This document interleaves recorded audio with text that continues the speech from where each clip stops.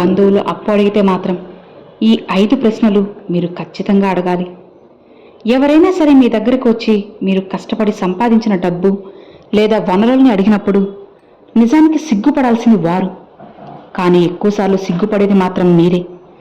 ఎందుకంటే ఆ క్షణంలో మీరు ఎమోషనల్ బ్లాక్మెయిల్కు గురవుతారు. ఇవ్వకపోతే చెడ్డవారిగా కనిపిస్తారు అన్న భయం మీ నిర్ణయాన్ని బలహీనపరుస్తుంది.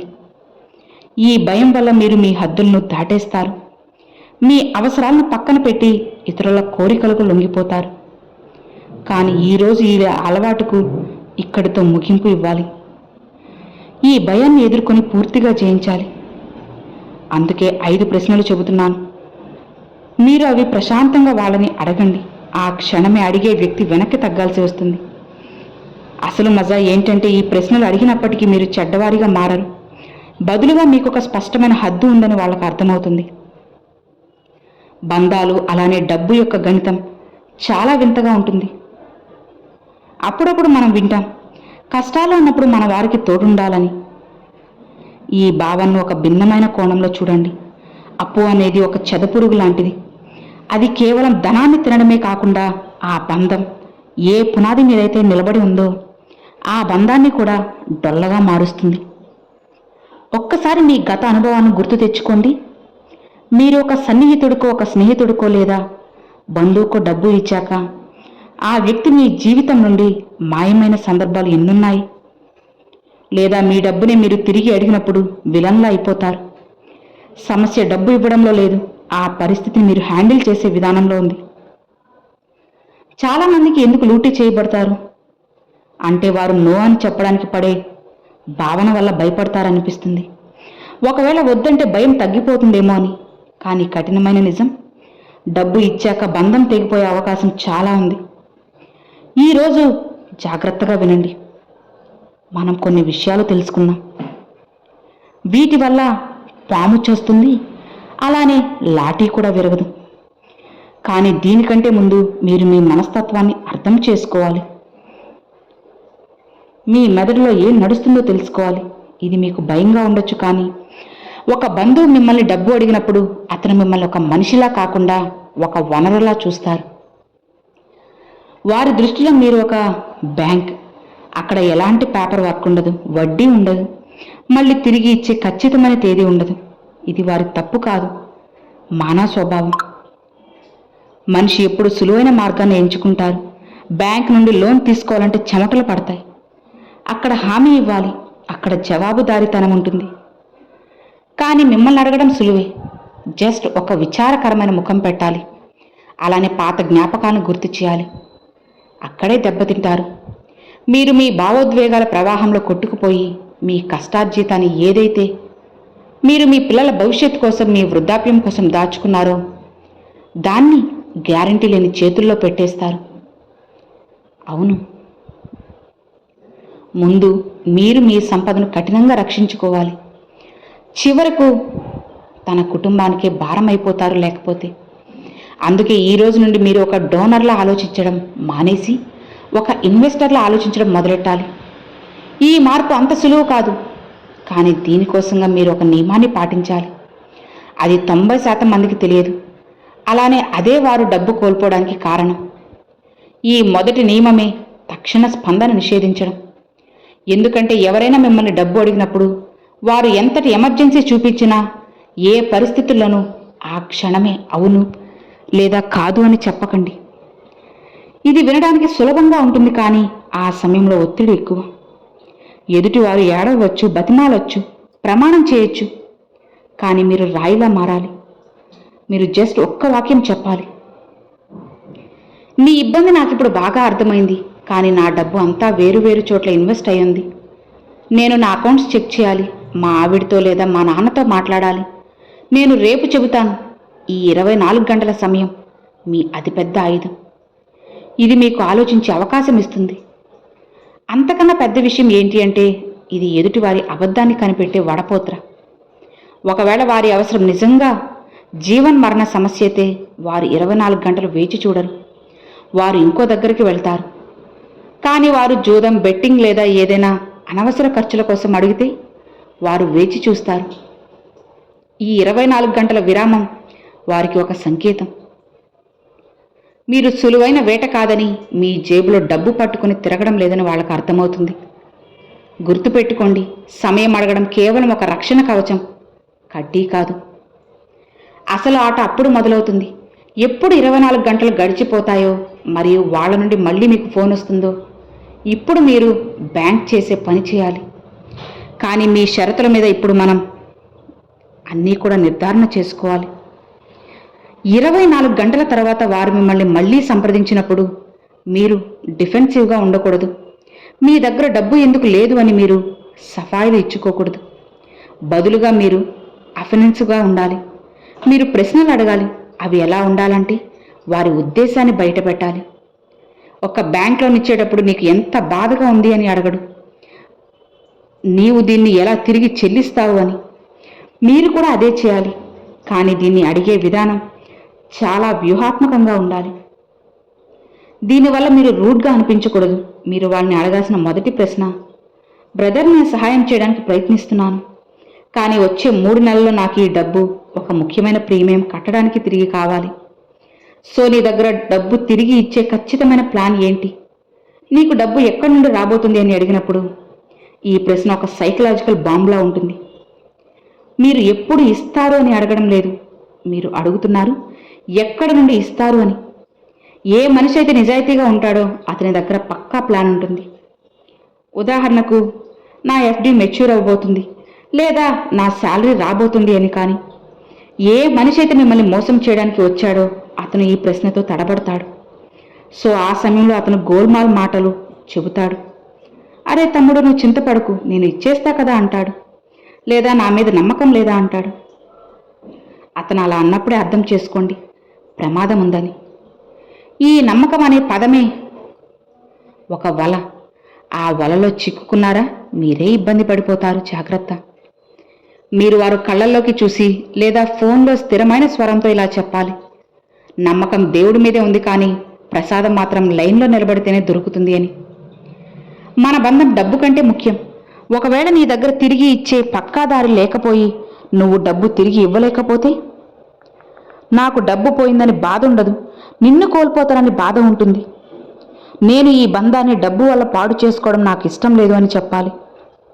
చూడండి, మీరేం చేశారు అంటే వద్దని చెప్పలేదు, మీరు జస్ట్ బంతిని వాళ్ళ కోర్టులోకి విసిరారు. డబ్బు కోసం ఆశపడేవారు కాదని, బంధాన్ని రక్షించేవారని స్పష్టంగా నిరూపించారు. ఈ తర్కం వారిని నిరుత్తరులను చేస్తుంది. వారు మీతో వాదించలేరు, ఎందుకంటే మీరు బంధాన్ని రక్షణగా వాడుకున్నారు. కానీ ఈ సమయంలో మీరు జాగ్రత్త ఉండాలి, ఎందుకంటే కొంతమంది మొండిగా ఉంటారు. వారంటారు, లేదు లేదు, ఖచ్చితంగా ఇచ్చేస్తా ఒట్టు అని. ఇలాంటి మొండిగా అడిగే వారి కోసం ఒక బ్రహ్మాస్త్రాన్ని మీరు ఉపయోగించుకోవాలి. అది వారి పొగరంతా దించేస్తుంది. ఆ పద్ధతి మీరు వింటే ఆశ్చర్యపోతారు. ఆ బ్రహ్మాస్త్రమే ఆస్తి. ఆస్తి బంధం, లేదా ఆధునిక భాషలో మనం దీన్ని కొలేటరల్ అని అంటాం. ఎలాంటి సాక్ష్యం లేదా తాకట్టు లేకుండా ఇచ్చే ధనం ఇసుకలో పోసిన నీటి లాంటిది. అది తిరిగి రావడం అసాధ్యం. ఎదుటి వ్యక్తి తన మాట మీద, ప్రమాణాల మీద అంత ఖచ్చితంగా ఉంటే, అతనికి 100% నమ్మకం ఉంటే తను డబ్బు తిరిగి ఇచ్చేస్తానని, అప్పుడు అతనికి ఏదైనా గ్యారెంటీ ఇవ్వడానికి భయం ఎందుకు ఉండాలి? ఇక్కడ మీరు మీ భావోద్వేగాలను పక్కన పెట్టి వ్యాపారిలా మాట్లాడాలి. మీరనాలి, బ్రదర్, నియమాలు నియమాలే. నేను నీకు డబ్బు ఇస్తాను, కానీ నా సిద్ధాంతాల ప్రకారం పెద్ద మొత్తానికి ఏదైనా సెక్యూరిటీ ఉండాలి. నువ్వు నాకు ఒక పోస్ట్ డేటెడ్ చెక్ ఇవ్వు, లేదా నీది ఏదైనా ఒక విలువైన వస్తువు నా దగ్గర ఉంచు. మీరు ఈ షరతు పెట్టగానే 99% మందికి కోపం వస్తుంది. వారంటారు, నీకు నా మీద అనుమానమా? మనం చిన్నప్పటి నుంచి బంధువులం, స్నేహితులం కదా. ఇక్కడ మీరు విచలనం చెందకండి. ఇది వారి కోపం కాదు, వారి దొంగతనం బయటపడిందనే భయం మాట్లాడుతుంది. ఆ మనిషి అయితే చెక్ సైన్ చేయడానికి భయపడతాడు, అతను మీ డబ్బు తిరిగి ఇచ్చే ఉద్దేశం లేదని అర్థం. సిగ్గు బిడియాన్ని వదిలేసి ధన వ్యవహారాల్లో కఠినంగా ఉండే వ్యక్తే సుఖంగా ఉంటాడు. ఒకవేళ మీరు గ్యారెంటీ ఇవ్వడానికి నిరాకరిస్తే అర్థం చేసుకోండి, మీరు మీ డబ్బు మునిగిపోకుండా కాపాడుకున్నారని. వారిని అలగనివ్వండి, ఎందుకంటే ఒక అలిగిన బంధువు ఒక మోసగాడి రుణగ్రస్తుడు తనకంటే చాలా ఉత్తమం. కొన్ని పరిస్థితులు ఎలా ఉంటాయంటే, మీరు నేరుగా గ్యారెంటీ అడగలేరు. ఉదాహరణకు వారు మీకంటే వయసులో ఎక్కువ వారు, లేదా బంధం చాలా సున్నితంగా ఉంది. అలాంటి పరిస్థితి కోసం పరోక్ష నిరాకరణ అనే టెక్నిక్ సూచించారు. దీన్నే ఈరోజు మనం థర్డ్ పార్టీ ఎక్స్క్యూజ్ అని అనొచ్చు. ఈ టెక్నిక్లో మీరు వద్దని చెప్పకూడదు, ఈ వేరొకరిని విలన్ చేయాలి. మీరు అనాలి, బాబాయ్ గారు లేదా అన్నయ్య గారు, నేను ఇప్పుడే మీకు క్యాష్ ఇచ్చేవాడిని, కానీ ఏం చేయను, నా ఫైనాన్స్ అంతా మా ఆవిడ లేదా నాన్న చూస్తారు. వాళ్ళు ఖచ్చితంగా చెప్పారు ప్రస్తుతానికి చేతిలో డబ్బు ఉంచుకోవద్దని. ఒకవేళ నేను వారిని అడగకుండా డబ్బు తీస్తే ఇంట్లో మహాభారతం జరుగుతుంది అని. చూడండి, మీరు ఎంత తెలివిగా మిమ్మల్ని మీరు మంచి వ్యక్తిగా ఉంచుకుంటేనే నిరాకరించారు. ఇప్పుడు ఒకవేళ వారు పట్టుబడితే వారు మీతో కాదు, మీ సీఏతో లేదా భార్యతో పోరాడుతున్నారు. వారు అక్కడ లేరు కూడా. ఈ పద్ధతి మిమ్మల్ని నేరుగా ఘర్షణ పడకుండా కాపాడుతుంది. అవును, బుద్ధిమంతుడు ఎవరంటే పాముని కూడా చంపి తన లాఠీకి ఎలాంటి దెబ్బ తగలకుండా చూసుకునేవాడే. కానీ ఒకవేళ ఎదుటి వ్యక్తి తెలివైన వాడనుకోండి, అతను అంటాడు, సరే నీ భార్యతో మాట్లాడుకో, నేను వెయిట్ చేస్తాను అని. ఇప్పుడు వారు మీ ఇంటి తలుపు దగ్గర నిలబడి ఉన్నారు.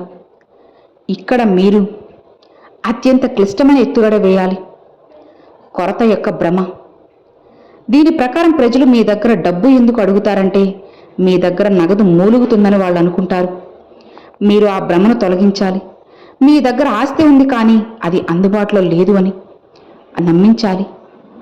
మీరు అనాలి, అరే డబ్బు ఉండేది కానీ జస్ట్ పోయిన వారమే ఆ డబ్బంతా ఫిక్స్డ్ డిపాజిట్లో లేదా భూమి క్రిస్ట్లో కట్టేశాను అని.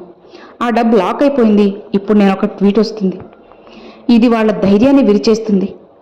మీరు అనాలి, నేను ఆ ఎఫ్డీని బ్రేక్ చేసి నీకు డబ్బు ఇవ్వగలను, కానీ బ్యాంక్ రూల్ ఏంటంటే గడువు కంటే ముందే తీస్తే 10% పెనాల్టీ పడుతుంది.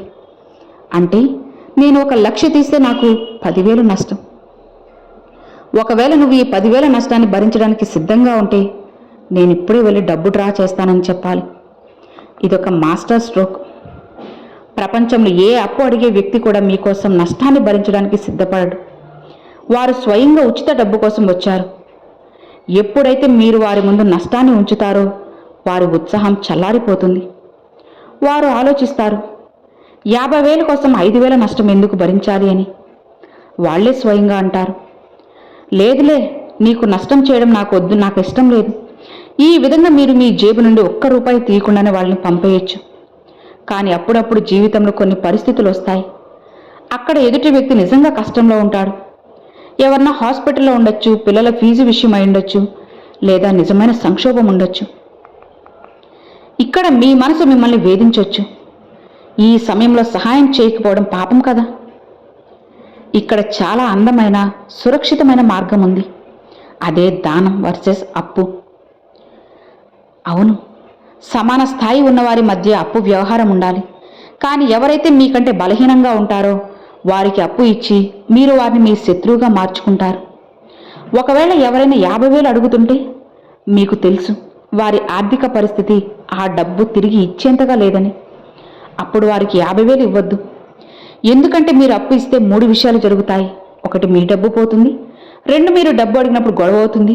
3, అతను సిగ్గుతో మిమ్మల్ని కలవడం మానేస్తాడు. అంటే మీరు డబ్బు ఇచ్చి బంధం అలానే డబ్బు రెండిటిని కోల్పోయారు. దీనికి బదులు వ్యూహాత్మక ఉదారతను ఉపయోగించండి. వారితో చెప్పండి, బ్రదర్, నా పరిస్థితి ఇప్పుడు 50,000 ఇచ్చేంతగా లేదు, ఎందుకంటే నా డబ్బు ఇరుక్కుంది. కానీ నీ ఇబ్బంది అర్థమైంది. నీకు నేను 5,000 లేదా 10,000 ఇవ్వగలను, మరియు నువ్వు దీన్ని తిరిగి ఇవ్వాల్సిన అవసరం లేదు.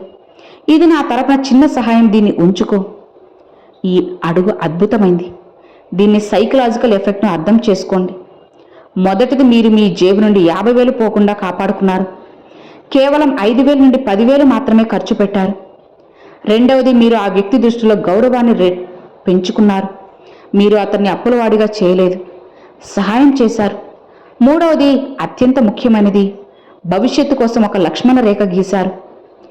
ఏ వ్యక్తి అయితే మీ దగ్గర దానం తీసుకున్నాడో అతని ఆత్మసాక్షి అతన్ని మళ్ళీ మీ దగ్గరకు పెద్ద మొత్తంలో అప్పు అడగడానికి అనుమతించదు. అతను మళ్ళీ ఒక లక్ష అడిగే ముందు 100 సార్లు ఆలోచిస్తాడు. ఎందుకంటే అతని మెదడులో ఈ మాట నాటుకుపోయింది. పోయినసారి మీరు విచిత్రంగా సహాయం చేశారు, ఇప్పుడు మళ్ళీ అడగడం సిగ్గుమాలినం అవుతుంది అని అంటారు. చిన్న ధర చెల్లించి పెద్ద ముప్పు నుండి ఎప్పటికీ విముక్తి పొందడమని. కానీ ఇదంతా కూడా చిన్న చితక అప్పుల విషయాల్లో పనిచేస్తుంది. ఏమవుతుంది ఒకవేళ ఎవరైనా మీ బిజినెస్ కోసం ఇల్లు కొనడం లేదా ఏదైనా పెద్ద డీల్ కోసం లక్షలు అడిగితే? ఇక్కడ దాననీతి పనిచేయదు. ఇక్కడ మీరు కాస్త పొరపాటైన మీరు రోడ్డు మీదకి రావచ్చు. ఇలాంటి పెద్ద ముసలను ఎదుర్కోవడానికి కాగితపు వ్యూహాన్ని రచించాలి. ఇది ఒక వల. ఇందులో చిక్కుకొని పెద్ద పెద్ద తెలివైన బంధువులు కూడా పారిపోతారు.